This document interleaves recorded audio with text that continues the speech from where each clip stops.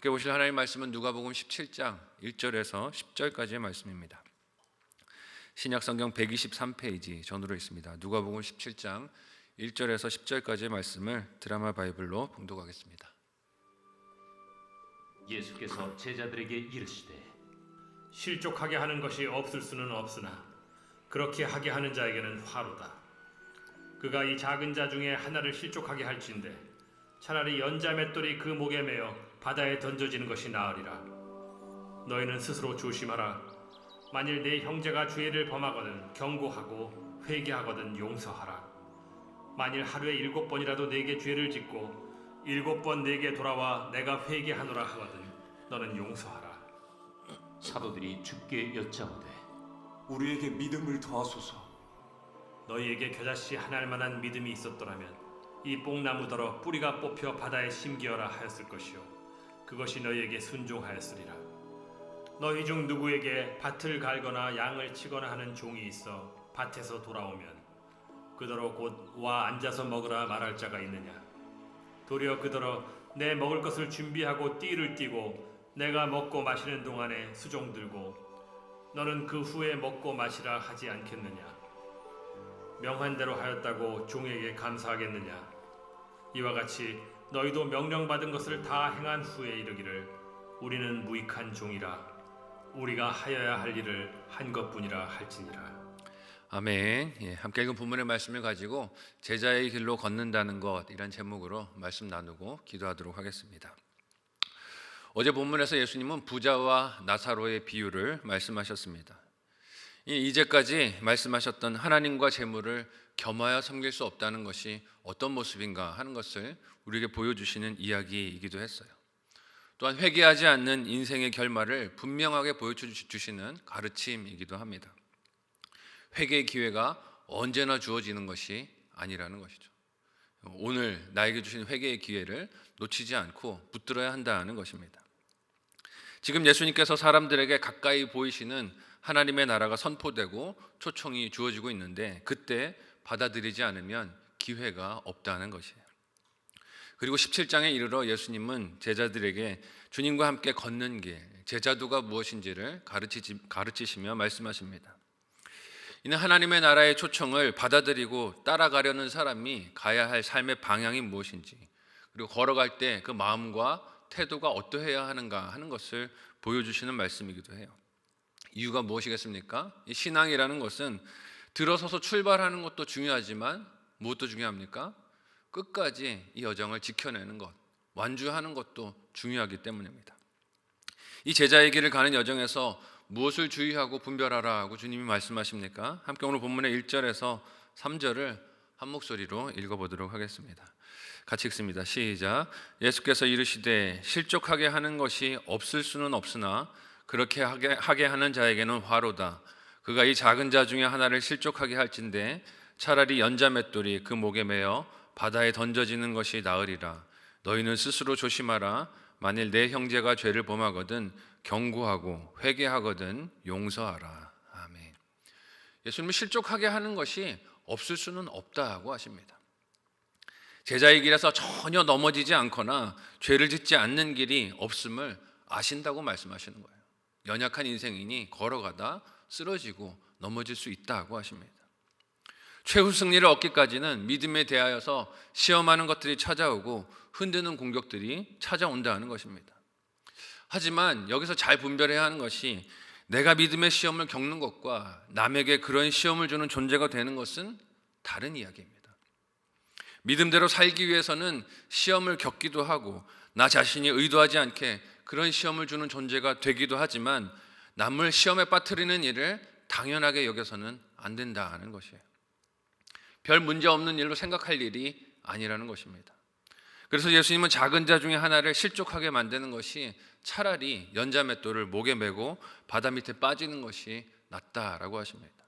그만큼 한 영혼을 실족하게 만든 죄가 크고 하나님 앞에서 무겁다 하는 것을 경고로 말씀하시는 것이죠. 그래서 3절 말씀은 형제가 죄를 범하거든 경고하고 회개하면 어떻게 하라고 하십니까? 용서하라고 하십니다.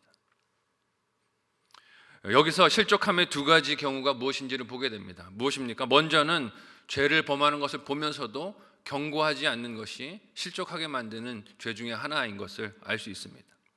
이유가 무엇일까요? 그가 죄를 죄로 여기지 않고 분별하지 못하게 만드는 일이 무엇입니까? 가만히 두고 방관하는 일입니다. 잘못된 일을 감에도 불구하고 내버려 두고 있는 것도 실족하게 만드는 일 중에 하나라는 것이죠. 그런 면에서 보면 예수님께서 이제까지 바리새인들과 서기관들, 종교 지도자들에게 하신 일들이 무엇인 것을 알 수 있습니까? 경고라는 것을 알 수 있어요. 그대로 두실 수가 없으신 거예요. 왜냐하면 그대로 두면 실족하게 만드는 일이니까 그렇습니다.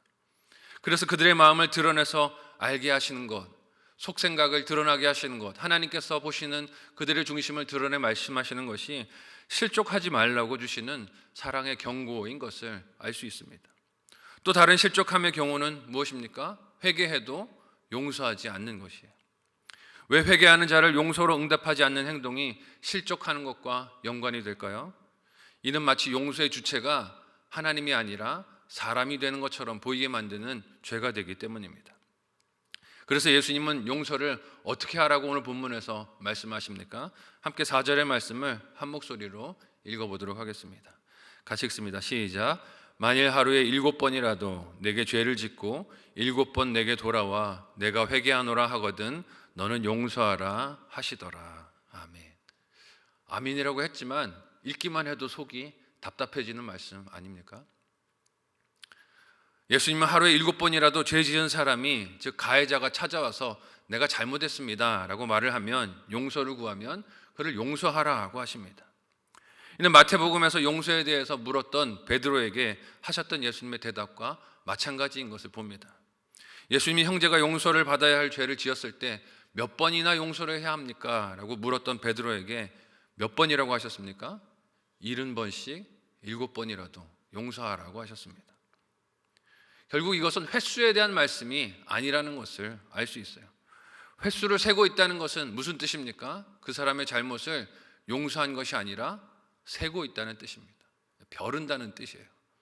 내가 몇 번째 넘어가면 너를 한 번 칠 거야 라고 벼르고 있는 것이 횟수를 센다는 것이죠. 분노로 억누르고 있는 상태일 뿐이라는 것입니다. 그런데 예수님은 용서를 베풀어야 하는 상황에서 스스로가 주인이 될 것이 아니라 종이 되어서 그것을 순종하는 마음으로 적용하라고 하세요. 이는 하나님께서 나에게 베푸신 용서를 기억하며 받은 용서를 흘려보내라는 말씀 아니겠습니까? 이는 이어지는 7절 이하에서 종이 어떻게 주인을 섬겨야 하는가 하는 태도에서도 드러나는 말씀이기도 합니다.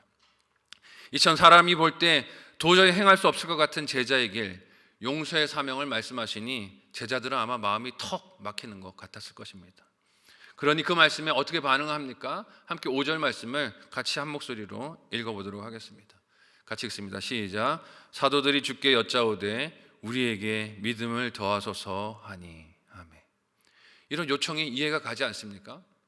하루에 7번이라고요? 믿음을 더해 주십시오. 저 어떻게 해야 됩니까? 하는 마음이 들 것입니다. 예수님께서 가르치신 말씀을 들을 때 사람에게는 이 숨이 막히는 것 같은 부담과 할 수 없게 난 두려움이 밀려들 수밖에 없을 것입니다. 물론 예수님은 용서에 대하여 가르치시면서 무조건 덮어놓고 가해자가 찾아와서 용서를 구하지도 않는데 그렇게 하라고 하지 않으세요. 그가 잘못을 깨닫고 와서 내가 미안합니다 라고 할 때 그 용서를 해주라고 하십니다.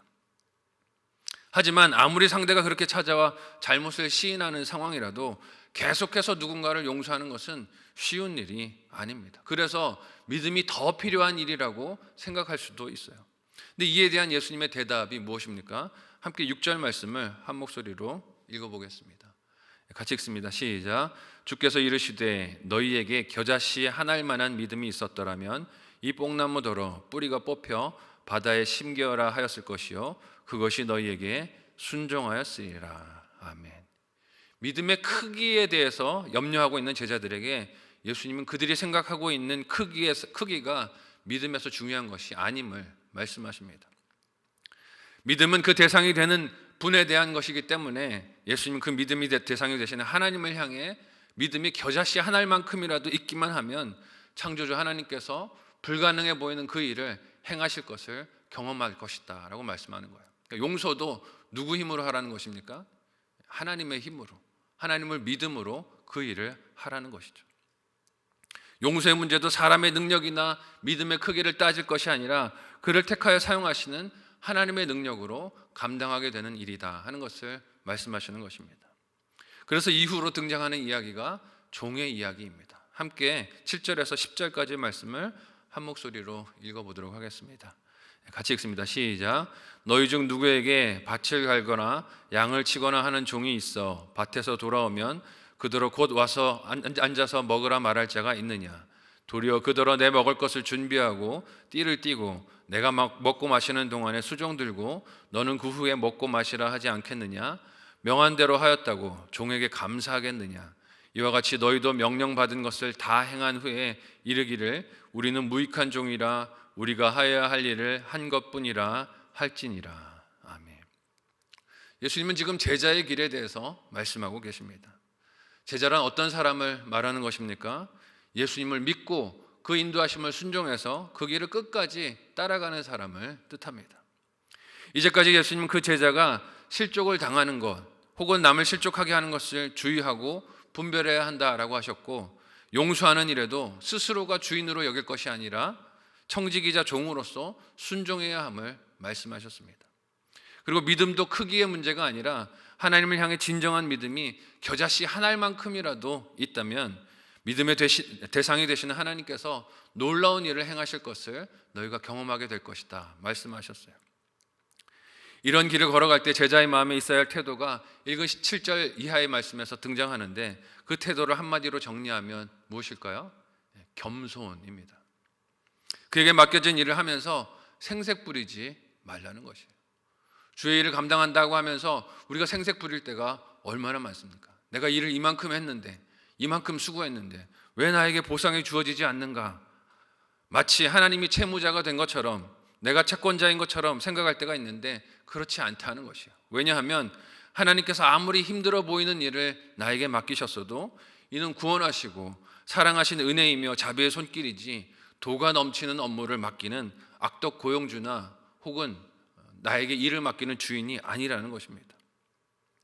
우리는 이런 제자의 길을 걸어가고 있는지 오늘 말씀 앞에서 우리의 심령을 돌아봤으면 좋겠습니다. 새벽에 나와서 예배 드리는 일, 헌신하고 봉사하는 일, 전도부로 섬기는 일, 혹은 맡은 부서에서 섬기는 일들을 어떤 마음으로 하고 있습니까?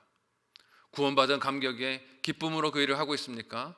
아니면 마치 악덕 고용주가 나를 고용한 것처럼 생각하며 내가 이것까지 해야 하는가 하는 원망과 생색으로 그 일을 하고 있습니까? 하나님께서 맡기신 일을 하면서 마치 내가 하나님께 호의를 베푸는 듯이 착각하고 있는 것은 아닙니까? 제자된 길을 겸손하고 순종하는 마음으로 기쁨으로 걸어갈 수 있는 저와 여러분 모두가 되시기를 예수님의 이름으로 간절히 소원하고 축복합니다. 아멘.